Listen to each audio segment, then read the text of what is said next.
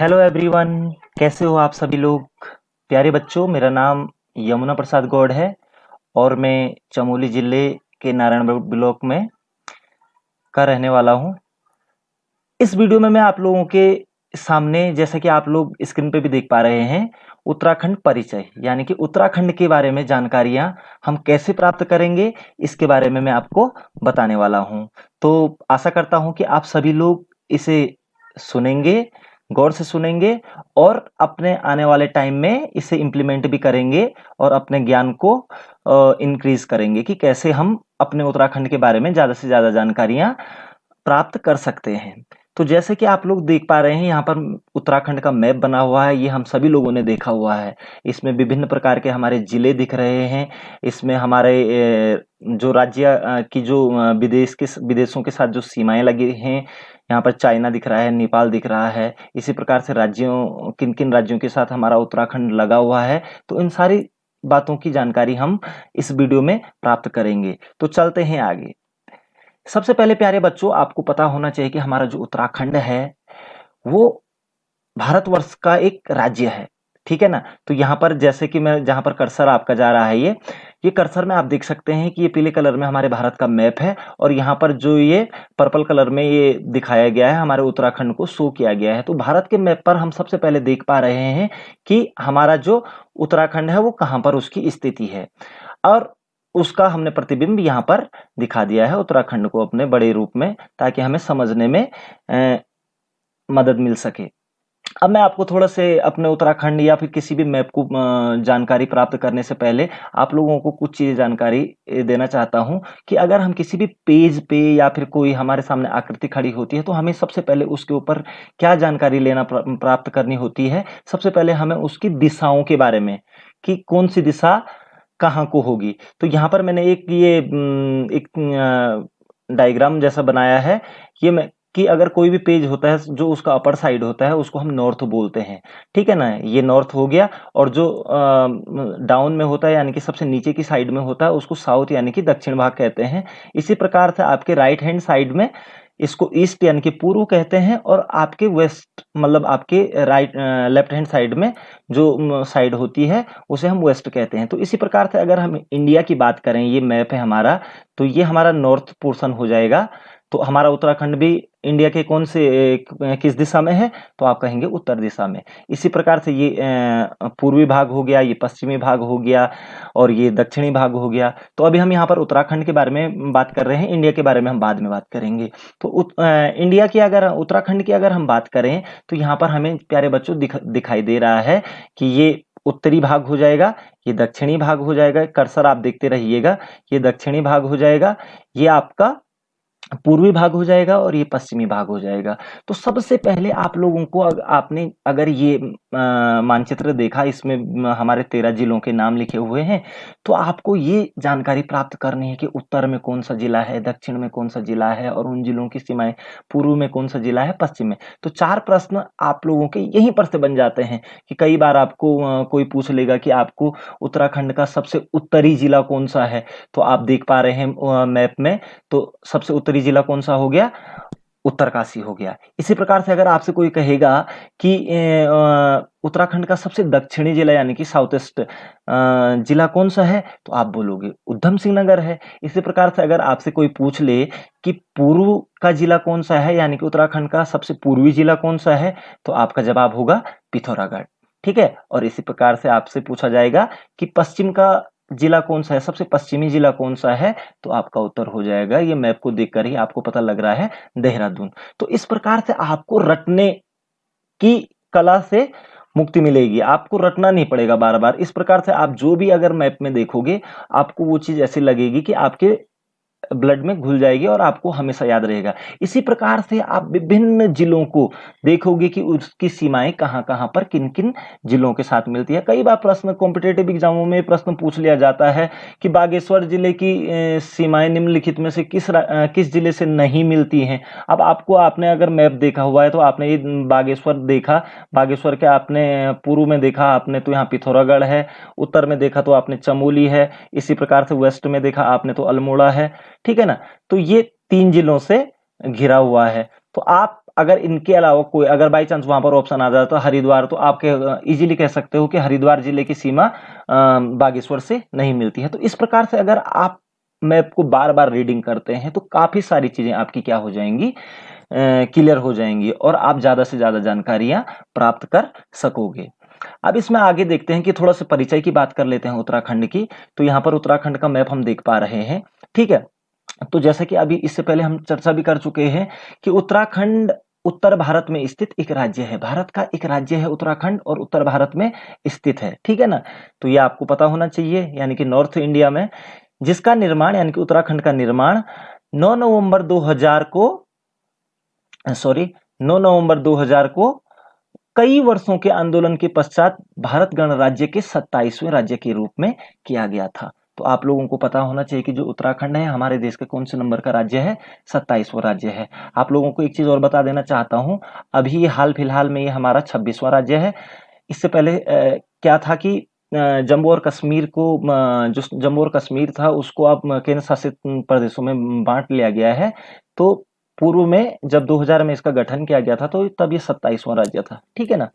अब आगे बात करते हैं, सन 2000 से 2006 तक यह उत्तरांचल के नाम से जाना जाता था। अब आपको ये पता होना चाहिए कि हमारा जो उत्तराखंड है इसका पूर्व नाम क्या है, उत्तरांचल है, ठीक है ना। क्योंकि जब 2000 में हमारे उत्तराखंड राज्य का गठन हुआ तो उस समय इसका नाम उत्तरांचल था, ठीक है ना। 1 जनवरी 2007 में स्थानीय लोगों की भावनाओं को ध्यान में रखते हुए राज्य का आधिकारिक नाम बदलकर उत्तराखंड कर लिया गया। उत्तराखंड के लोगों की भावनाएं थी, ठीक है ना। उत्तराखंड यानी कि आप उत्तर का क्षेत्र, तो लोगों की भावनाएं बनी हुई हैं इस क्षेत्र नाम से, तो इसलिए 2007 में उत्तरांचल का नाम चेंज करके उत्तराखंड। तो यहाँ पर से एक प्रश्न बन जाता है कि उत्तरांचल का नाम बदलकर उत्तराखंड कब रखा गया, तो आप सभी लोग जवाब देंगे 1 जनवरी 2007 को, ठीक है ना। अब राज्य की सीमाएं उत्तर में तिब्बत और पूर्व में नेपाल से लगी हुई हैं। आप यहाँ पर देख सकते हैं, ये देखिए ये हमारा उत्तरी क्षेत्र है ऊपर का, तो ये उत्तर में चाइना और ये पूर्व साइड पूर्व क्षेत्र में नेपाल, यानी कि इसको दक्षिण पूर्व भी कह सकते हैं। उत्तराखंड के दक्षिण पूर्व में नेपाल है और उत्तर पूर्व में आपका चाइना है। तो ये चीज भी आपको देखनी है कि उत्तराखंड राज्य की सीमाएं किन दो देशों से लगी हुई है, चीन और नेपाल से। बहुत इंपॉर्टेंट क्वेश्चन बन जाता है कई बार। उसके बाद पश्चिम में हिमाचल प्रदेश और दक्षिण में उत्तर प्रदेश इसकी सीमा से लगे राज्य हैं। मैं आपको यहाँ पर बता दूं, यहाँ पर थोड़ा सा हिमाचल प्रदेश का जिक्र नहीं किया गया है। यहाँ पर हिमाचल प्रदेश है जहाँ पर ये कर्सर लगा हुआ है, ठीक है। और ये नीचे जो दक्षिण वाला क्षेत्र दिख रहा है यहाँ पर उत्तर प्रदेश है। और एक राज्य और है यहाँ पर जो जहां पर मैंने कर्सर लगाया है, हरियाणा, ठीक है ना। तो हरियाणा की सीमा थोड़ा से देहरादून जिले के साथ हमारी लगी हुई है। तो अगर आपसे कोई प्रश्न कर लेता है कि उत्तराखंड राज्य की राजधानी की जो सीमा है वो कितने राज्यों से लगी हुई है, तो आप बोलोगे 3 राज्यों से लगी हुई है, हिमाचल प्रदेश, उत्तर प्रदेश और हरियाणा। तो इस प्रकार से हमने उत्तराखंड के बारे में कुछ थोड़ा बहुत जानकारियां प्राप्त करी। अब अगली बात थोड़ा सा और कुछ जानकारियां प्राप्त कर लेते हैं। जैसे कि बच्चों हमें पता है कि उत्तराखंड में 2 मंडल हैं। उत्तराखंड कुमाऊं मंडल तथा गढ़वाल मंडल के 2 मंडलों में बटा हुआ है। कुमाऊं मंडल की स्थापना, अब यहाँ पर बात आ रही है स्थापना की, तो कुमाऊं मंडल की स्थापना हुई थी 1854 में और इसका मुख्यालय है नैनीताल में। 1854 में हुई थी इसकी स्थापना कुमाऊं मंडल की, ठीक है ना। और इसका मुख्यालय कहाँ है, कुमाऊं मंडल का मुख्यालय नैनीताल में है। आप लोगों को ये चीज याद रखनी है। उसके बाद गढ़वाल मंडल की स्थापना 1969 में हुई और इसका मुख्यालय कहाँ है, पौड़ी में है। तो गढ़वाल मंडल की स्थापना 1969 यानी 1969 ईस्वी को हुई थी और इसका मुख्यालय कहाँ पर है, पौड़ी में। तो गढ़वाल मंडल और कुमाऊं मंडल के दोनों के मुख्यालय आपको पता लग गए। गढ़वाल मंडल का मुख्यालय पौड़ी में और कुमाऊं मंडल का मुख्यालय नैनीताल में। आप इस तरीके से भी याद कर सकते हैं, ठीक है ना।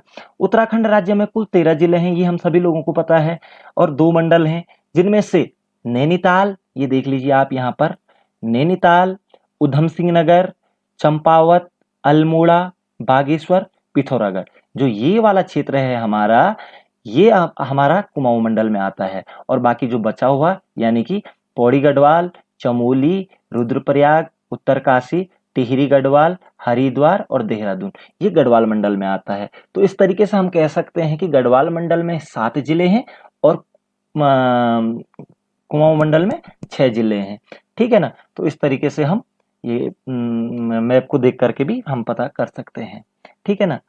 अब आगे बात करते हैं उत्तराखंड का कुल भौगोलिक क्षेत्रफल, यानी कि जो टोटल एरिया है हमारे उत्तराखंड का वो कितना है।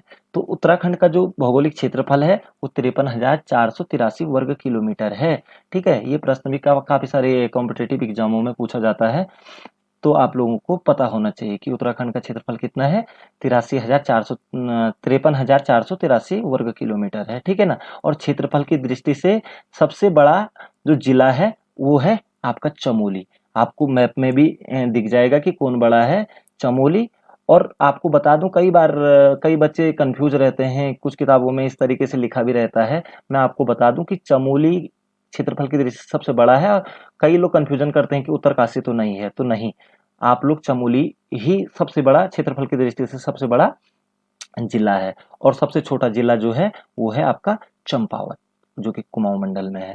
ठीक है ना। और क्षेत्रफल की दृष्टि से उत्तराखंड देश के कुल क्षेत्रफल का 1.69% है। यानी कि जो उत्तराखंड का क्षेत्रफल है वो देश के कुल क्षेत्रफल का कितना प्रतिशत है, 1.69% है। ठीक है। अब थोड़ा सा जनसंख्या की भी बात कर लेते हैं। तो सेंसस जो हमारा जो जनगणना हुई थी 2011 में हुई थी, अब वो अगले साल होगी 2021 में। तो 2021 के आंकड़े अभी आए नहीं है, लेकिन हम कह सकते हैं 2011 की जनगणना के अनुसार उत्तराखंड की कुल जनसंख्या जो है वो है 1,86,292। ठीक है। तो इतनी जनसंख्या थी आपकी किस टाइम पे, जो 2011 की जो जनगणना हुई थी। और देश की कुल जनसंख्या के हिसाब से अगर इसका प्रतिशत देखें तो 0.83% उत्तराखंड में जनसंख्या निवास करती है भारत की कुल जनसंख्या का। तो ये आपको क्लियर हो जाना चाहिए, आप इसे बार बार देखेंगे तो आपको समझ आता रहेगा। अब थोड़ा सा बात कर लेते हैं अपने उत्तराखंड की राज्य प्रतीक चिन्ह के बारे में। तो इसमें मैं आपको बहुत सारी डिटेल में बहुत सारी बातें बताऊंगा। ठीक है ना।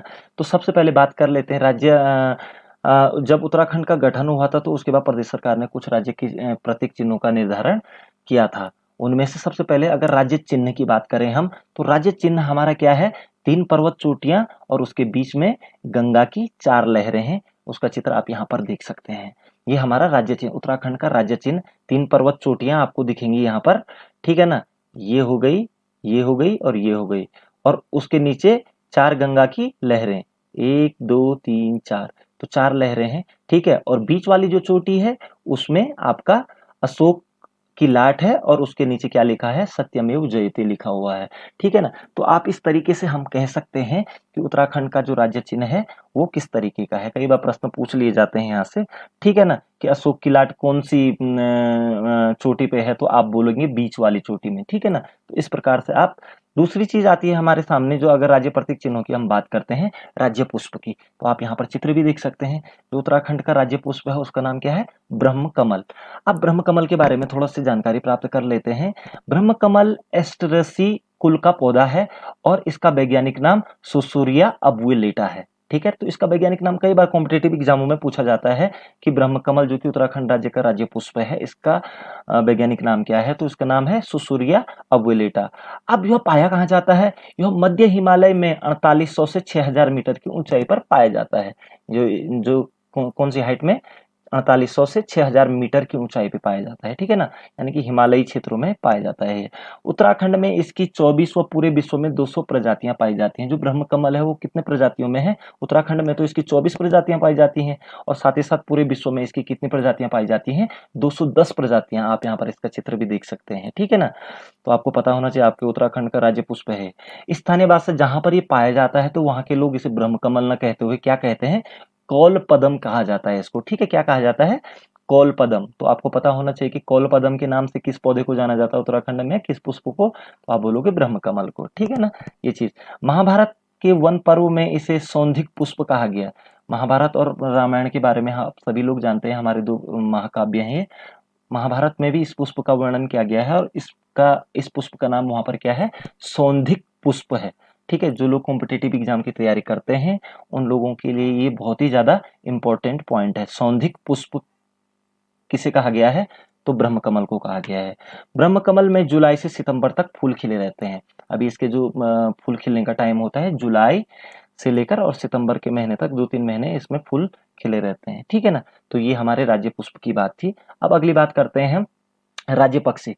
आपको पता है राज्य पक्षी का नाम क्या है? मोनाल है। ठीक है, मोनाल को हिमालय के मयूर के नाम से भी जाना जाता है। देख लीजिए आप, ये चित्र में आपको दिख रहा है, थोड़ा बहुत किसकी तरह लग रहा है? ये मोर की तरह लग रहा है। तो हिमालय के मयूर के नाम से किस पक्षी को जाना जाता है? तो वो है पक्षी, उत्तराखंड का राज्य पक्षी, और उसका नाम है मोनाल। मोनाल मादा पक्षी है और डफिया इसी प्रजाति का नर पक्षी है। तो मोनाल किस प्रकार का पक्षी है? एक मादा पक्षी है, और इसकी जो नर प्रजाति होती है उसका नाम है डफिया। अब अगली बात हम करते हैं मोनाल। मोनाल 2500 से 5000 मीटर की ऊंचाई में पाया जाता है। तो जो ये उत्तराखंड के किस भाग में पाया जाता है? ये 2500 से 5000 मीटर की ऊंचाई में पाया जाता है। तो आप यहाँ पर चित्र के माध्यम से भी देख सकते हैं। और मोनाल का जो वैज्ञानिक नाम है, बहुत सारे कॉम्पिटेटिव एग्जामों में पूछा जाता है, तो इसका जो वैज्ञानिक नाम है वो है लोफोफोरस इम्फिजेनस। तो आप लोगों को ये माइंड करना है कि मोनाल का जो वैज्ञानिक नाम है, जंतु वैज्ञानिक नाम है, वो है लोफोफोरस इम्फिजेनस। हिमाचल प्रदेश का राज्य पक्षी व नेपाल का राष्ट्रीय पक्षी भी मोनाल है। तो बहुत एक इंपॉर्टेंट जानकारी हमारे सामने आ रही है कि ये हिमाचल प्रदेश का राज्य पक्षी और नेपाल का राष्ट्रीय पक्षी भी है। मोनाल का प्रिय आहार आलू है। तो जो मोनाल जो पक्षी है वो किसे खाती है? वो आलू को खाती है। ठीक है ना। तो इस प्रकार से हमारा राज्य पक्षी मोनाल के बारे में भी हमें कुछ जानकारियां प्राप्त हुई हैं। अब अगला देखते हैं राज्य पशु। तो उत्तराखंड का जो राज्य पशु है वो है आपका कस्तूरी मृग। ठीक है, आप यहाँ पर चित्र के माध्यम से भी देख सकते हैं। कस्तूरी मृग का वैज्ञानिक नाम मस्कस क्राइस्टोगास्टर है। तो मस्कस क्राइस्टोगास्टर किसका वैज्ञानिक नाम है? तो कस्तूरी मृग का नाम है। इसे हिमालय मस्क डियर के नाम से भी जाना जाता है। तो मस्क डियर भी इसे कहा जाता है। ये जानकारी भी आपको अपने पास रखनी है। अब जो ये पाया जाता है, ये कहाँ पर पाया जाता है? यह पाया जाता है 3600 से 4400 मीटर की ऊंचाई तक पाया जाता है। ठीक है ना। कस्तूरी केवल नर मृग में पाई जाती है। जो कस्तूरी मृग जो होती है उसमें जो कस्तूरी जो पाई जाती है वो मेल में पाया जाता है, यानी कि नर मृग में पाया जाता है। कस्तूरी मृग विलुप्ति के कगार पर है। इसे बचाने के लिए निम्नलिखित प्रयास किए जा रहे हैं। ये बहुत दुख की बात है कि जो हमारा राज्य पशु कस्तूरी मृग है वो अब विलुप्ति के कगार पर है। तो सरकार द्वारा इसको बचाने के लिए काफी सारे उपाय किए जा रहे हैं, और वो कौन कौन से हैं? सबसे पहली बात तो 1972 में केदारनाथ वन्य जीव प्रभार के अंतर्गत 967.2 वर्ग किलोमीटर क्षेत्र में कस्तूरी मृग विहार की स्थापना की गई है। तो कस्तूरी मृग के संरक्षण के लिए एक विहार बनाया गया है, यानी कि हम जिसे क्या कहते हैं, वन्य जीव विहार बनाया गया है, ताकि इनको ज्यादा से ज्यादा बचाया जा सके। 1977 में महरूड़ी कस्तूरी मृग अनुसंधान केंद्र की स्थापना की गई। तो महरूड़ी कस्तूरी मृग अनुसंधान केंद्र की स्थापना कब की गई? 1997 में, सॉरी 77 में, 1977 में। 1986 में पिथौरागढ़ के अस्कोट में अभ्यारण्य की स्थापना की गई। तो अस्कोट वन्य जीव अभ्यारण्य जो है वहां पर कस्तूरी मृग के संरक्षण के लिए एक वन्य जीव अभ्यारण्य बनाया गया। 1982 में कांचुला खर्क जो कि चमोली जिले में है, कस्तूरी मृग प्रजनन केंद्र की स्थापना की गई। तो इसको बचाने के लिए बहुत सारे प्रयास सरकार के द्वारा भी किए जा रहे हैं। तो और ये विलुप्ति के कगार पर भी जा रहा है, और हमारे राज्य का राज्य पशु है कस्तूरी मृग। तो आप लोग इस प्रकार से हमारे राज्य के राज्य पशु से भी अवगत हुए। अब आपके सामने नेक्स्ट बात आती है, राज्य वृक्ष की बात आती है। तो राज्य वृक्ष हम सभी लोग जानते हैं कि बुरांस। कई बार लोग सोचते हैं कि बुरांस का फूल होता है तो राज्य पुष्प बुरांस कह देते हैं, जो कि गलत है। आपको बता देना चाहूंगा कि राज्य जो वृक्ष है उत्तराखंड का वो है बुरांस। तो बुरांस का जो वैज्ञानिक नाम है वो है रोडोडेंड्रोन आर्बोरियम। ठीक है ना। रोडोडेंड्रोन आर्बोरियम बुरांस जो कि उत्तराखंड राज्य का राज्य वृक्ष है, उसका वैज्ञानिक नाम है रोडोडेंड्रोन आर्बोरियम। आपको ये याद रखना है। यह 1500 से 4000 मीटर की ऊंचाई तक पाया जाता है। लगभग फरवरी मार्च में इसमें फूल खिलते हैं और अप्रैल के महीने तक रहते हैं, अंत तक। ठीक है। तो इस प्रकार से आपने राज्य वृक्ष बुरांस के बारे में भी जानकारी प्राप्त करी। तो आप लोगों को ये वीडियो जरूर पसंद आया होगा, मैं ऐसी आशा करता हूं। इसी प्रकार से अगली वीडियो में मैं आप लोगों को बहुत सारी चीजें बताने की कोशिश करूंगा। अगर आप लोगों ने ये इस चैनल सब्सक्राइब नहीं किया है तो मेरी आपसे हम्बल रिक्वेस्ट रहेगी कि आप मेरे चैनल को जरूर सब्सक्राइब कीजिएगा, और अगर कोई क्वेरीज है आपकी तो कमेंट बॉक्स में जरूर आप बताइएगा। Thank you, have a nice day.